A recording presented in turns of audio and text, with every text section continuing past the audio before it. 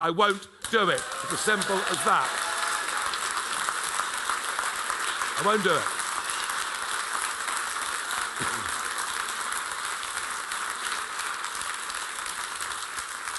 And indeed, to that end, Jean-Claude Juncker was on the scene again today. Jean-Claude, whether it was before lunch or afterwards, I really don't know. But Juncker was asked about Boris's claims. And Juncker said, Northern Ireland stays in the customs union. The United Kingdom stays aligned to the rules of the single market. He said Boris's deal is actually the same as Mrs. May's deal. And this is the truth, ladies and gentlemen. We are signing up to an international treaty. We'll be stuck for years. I'm doing my best to get Boris to shift. Did Boris get rid of the backstop? Boris got rid of the backstop, which meant that Great Britain is not committed to being in the customs union. But the price of that, sir, was to put a border out there in the Irish Sea to divide up the United Kingdom, which will lead to consequences with Scotland and agony and argument for years to come. But what Juncker was saying today was, even though that had been done, they got us back with the political declaration by getting a promise that we will align. Now look, I have tried to put together over months, some of you may know, a Leave alliance. I've tried to work to get some senior Labour figures who believe in this, along with the Brexit Party, along with Boris's Conservatives, to work together to fight as a national coalition for Brexit. I have tried my best to do that because, much as I believe in these great people that I've got with me in the Brexit Party, much as I believe in our mission, I will always put country before party in the right circumstances. Absolutely.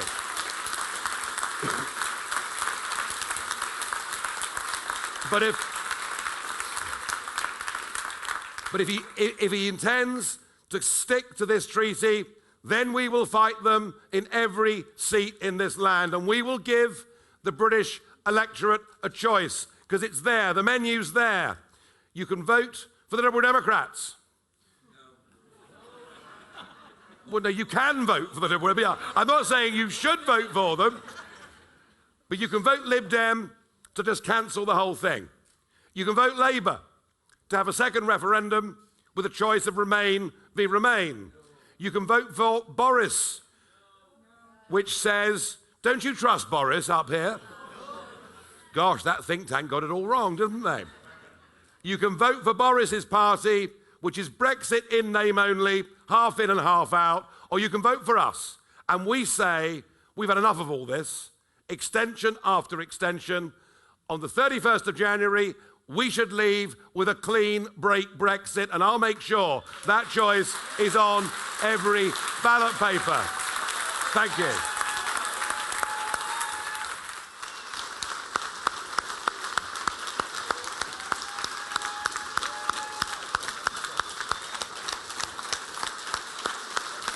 Thank you very much. Thank you. Thank you.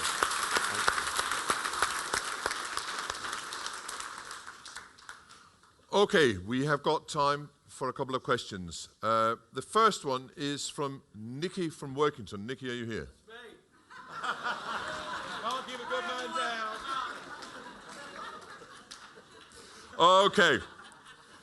Nicky is concerned that you're going to split the vote. Should I vote for the Brexit Party? Well, look, you can't split the vote if we're the only people offering a genuine Brexit. You can't split that vote. And secondly, can I say this? That is said by people, commentators who should know better. They're saying that all the Brexit voters are Conservative, and therefore all the votes we get will come from Conservatives. Plenty of Conservatives will vote for us, but you know what? I actually think, just as when I led UKIP back in 2015, in 2015, of the 4 million votes UKIP got, we got more from Labour than we got from the Conservatives, and now there are 5 million homeless Labour voters out there who voted for Brexit. don't listen to this negativity about splitting the vote. We're the only people offering a clean break Brexit, and we will hurt Labour as much as we hurt the Conservatives. In fact, frankly, given their dishonesty, I hope we hurt all of them electorally.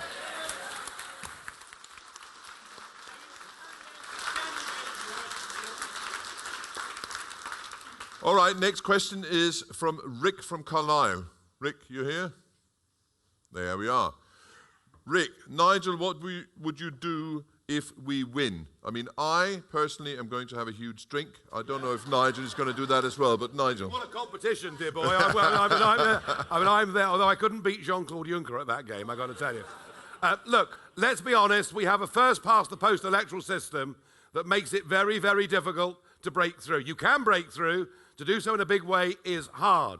We are not going to win this election, but what we are going to do is get a big vote. What we are going to do, I believe, is get enough MPs into Westminster to keep the government of the day honest on this and to act as a warning signal to the British public as to what's going on.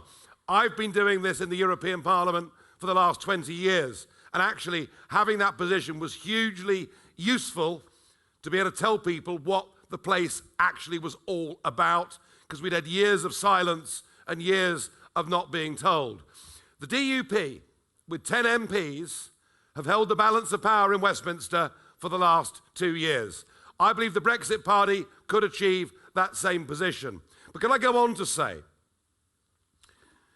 that once we have got Brexit, once we're free, the one thing I believe we need, the thing I think has been exposed by all of this, is how flawed our current political system is. I think we need wholesale, substantial political reform in this country. We need a voting system that is much more reflective of what people feel in the country. We need the ability on major issues to have citizens' initiatives so that we can hold referendums, so we can choose on the big issues that affect our lives. But for that to work, we'll need a written constitution that says never again can we be lied to. We've got to put it into law that how we vote in a referendum must be legally binding. That, I think, is very, very important.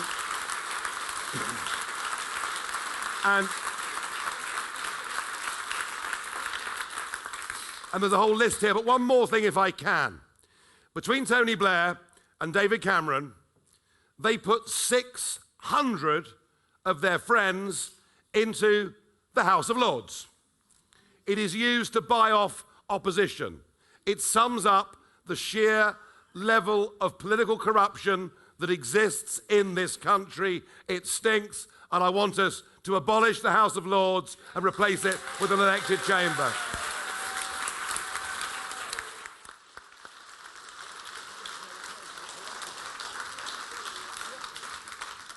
Okay, next question is from Thomas from Carlisle. There you go, Thomas. I think actually it's for John, really. If the Brexit Party get elected, how will it benefit Cumbria? Is this on? Yeah. I don't think anybody who's driven into Carlisle tonight needs me to tell you how bad our infrastructure is. We are the only party with a properly costed plan to invest in our regions. There's massive, massive neglect gone on over the last few decades, not just during austerity, but going back probably to the 1980s. The Northern Ring Road, or the Northern Bypass, I should say, that we've got is a joke, and that was decades overdue. The Southern Bypass, we're now being promised money for that, money that was promised, as I recall, 3-4 years ago, and we're still waiting. Perhaps it's coming, perhaps it's not. But I can tell you that the Brexit Party will invest in the regions, and Carlisle will benefit, and no longer will we see a situation where for every £100 that is spent on the infrastructure in London, we get a measly quid.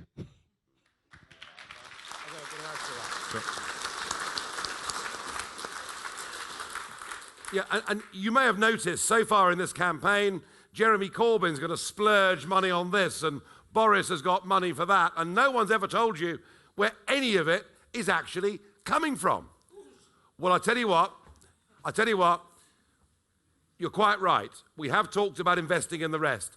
Part of that is physical infrastructure, but also technological infrastructure is crucial. Some of the younger people here in this room, many of them may want to become self-employed at some point in time. A lot more people are doing that in our country today.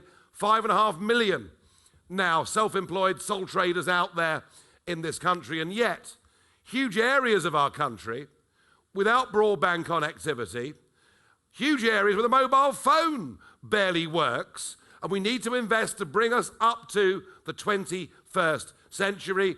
How are we going to pay for it? Well, we're not going to give Brussels £39 billion.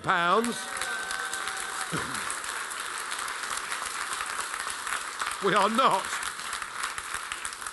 We're not going to build HS2, which will cost 80 to 100 billion.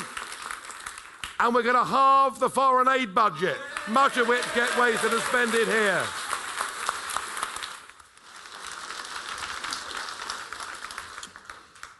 Next question is from Dave from Carlisle. There we go, Dave. Nigel say if we take Boris's deal, we won't be able to do deals with the world. How long would it hold us back?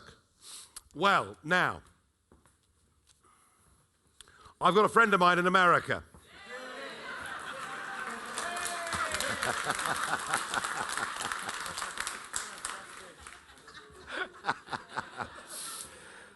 And I tell you what, whether you like Donald J. Trump or not, I do. But whether you like him or not, he does tell it straight. He does tell it as it is. And he knows that if Boris signs up to full regulatory alignment, that pretty much puts the kibosh on having a trade deal with the United States of America. He also knows, I can't think who's briefed him, honestly I can't, but he also knows that this next negotiation goes on, so it wouldn't even be possible to do anything until 2023, but the tighter we're bound by the EU's regulatory structure, the less likelihood is we can do deals with anybody. What this deal will do is lead to an argument that we should rejoin, because we'll find ourselves subject to all the rules without any say. It will be effectively taxation without representation. So I think, Boris can bluster away. I'll take that on. Yeah, Boris can bluster away, but the truth of it is we're tying ourselves far too... We voted, folks, to be free, didn't we? Isn't that what the vote was for? Now, Harold's sent us up a little billet-doux here, which I will read out. Could Nigel make it clear to the country as a whole that though he's not standing as an MP in this election, as anything could happen, he may still be needed in Brussels? Well, it's an interesting point, Harold. I am, without doubt, amongst my peers, the most unpopular MEP there's been in the history of the European Parliament. And I've often thought if the Brexit Party behaved badly enough, they might just kick us out. You never know. I had a difficult choice to make here. Someone said to me yesterday, but Nigel, if you're not going to stand, Theresa May stood in the last election, yeah, in Maidenhead, a safe Conservative seat where a pig's bladder on a stick could get elected if they said they were Conservative. And it's the same with Corbyn, isn't it? Islington. They're going to vote Labour anyway. I'm not in that position, so what I've chosen to do, rather than spending a lot of time in one constituency, I am going to, as I've done today in Cumbria and did yesterday in the East Midlands, and will be doing in Wales on Friday and Saturday, and Hartlepool and Sedgefield on Monday, and then Cornwall, and it goes on. Good job, I like it really, isn't it? And I am going to be traversing the length and breadth of this country to make people know the truth about what the options are. And the more time I spend out on the road, the more of these people we can get elected to Westminster, and that is my job.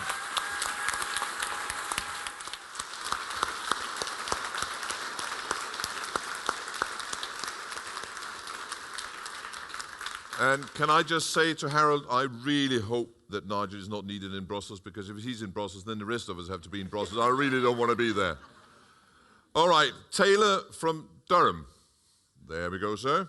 If the Brexit Party were to win a majority government, aside from Brexit, what are their priorities?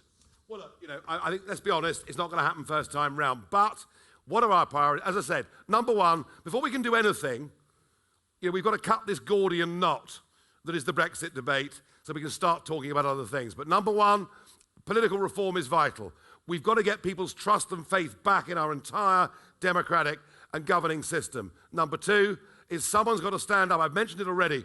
Someone's got to stand up for the 5.5 million people running their own businesses. They're the ones creating wealth, paying taxes. They're the ones employing people. All government cares about is big business. All government cares about is global business. What about people who work as computer programmers, run their own taxi service, whatever it is? They're the ones being burdened with regulation, tax, and they're the people that say wealth creation, I think, is genuinely needed, a different approach in this country. The National Health Service is dear to everybody and vital to all families in the UK. And what we're going to do, and I'm going to announce this in the next week, Dr. David Bull will be our spokesman on the NHS. He's been for 2 decades on Sky News as their health commentator. For those of a certain age, he was even presenting John Craven's Newsround back in the 1970s. And David is an expert on the National Health Service. And here's the point. Just putting more money in isn't always the answer. What you've got to get is delivery for that money. And I think that's very, very important. So we'll look to implement that. And a personal one, and a very big one, and it's aimed at your age bracket, I think. I'm guessing your age, but and it's this.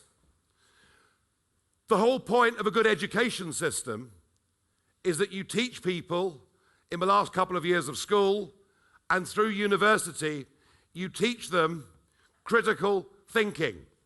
You show them, here is a problem and here are 2 potential solutions, and you make your mind up which of those you think is right. That is how education is supposed to work. Increasingly, particularly in our universities, young people are being taught, here's a problem, here's one solution which is virtuous and good and you must support it, and here's another which is evil, bad and wrong. And we cannot go on with our educational establishments not teaching critical thinking and giving a biased view to young people in this country. It needs to be tackled.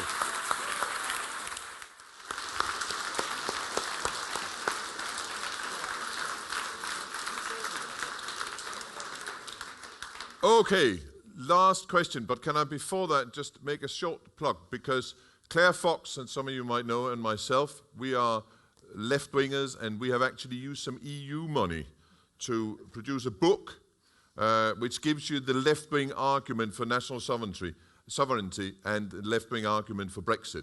And if any of you would be interested in having a copy of that book, it is free because it is paid for by the EU, then please come and talk to me afterwards and I'll give you the details, and then you can, then we'll send you one. All right? Last question is from Ken from Kent. There we are, Ken from Kent. Okay, Nigel, can you put something formal together for the Tories to formally reject? Well, I'm going back to Kent tonight, actually. Hi, Ken. Are you on holiday or? Seeing my sister in Carlisle. Very good. He's come to see his sister in Carlisle. Very sensible. Ken, look, I've said today that I hate the whole EU treaty, but if in a spirit of some compromise that might get us closer to a proper Brexit and not trap us for years to come, if Boris stood up and said, all right, I'm going to go back to Brussels, I'm going to remove the clause that says that our extension goes on to the end of 2022 or longer, and we're going to say, that's it, there's a sunset clause next year, that we will not go along with regulatory alignment, but we will talk about a trade deal as Canada and others would do, that would be a huge step in the right direction. Now, the question is, Ken, would I then trust him? And I think the answer to that, given the track record, has to be no. But if we could engineer a deal whereby we guaranteed a good number of Brexit Party MPs in Parliament, he'd have to keep his promise then, wouldn't he? So I am prepared, I am prepared to compromise. I am prepared to think about this, but we just must not allow ourselves to be trapped for years and years to come. And Henrik's point was a very good one a moment ago. This issue about whether we're an independent, self-governing democracy, whether we control our borders, determine our future, left-wing politics, right-wing politics is now out of the window. You are now either a leaver or a remainer, and we're leavers, and we are going to win, aren't we?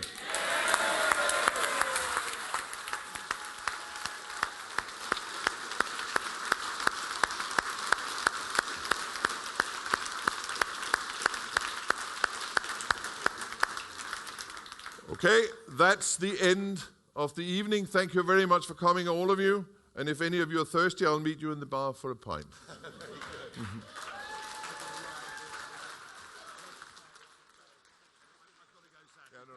Sorry about the introduction.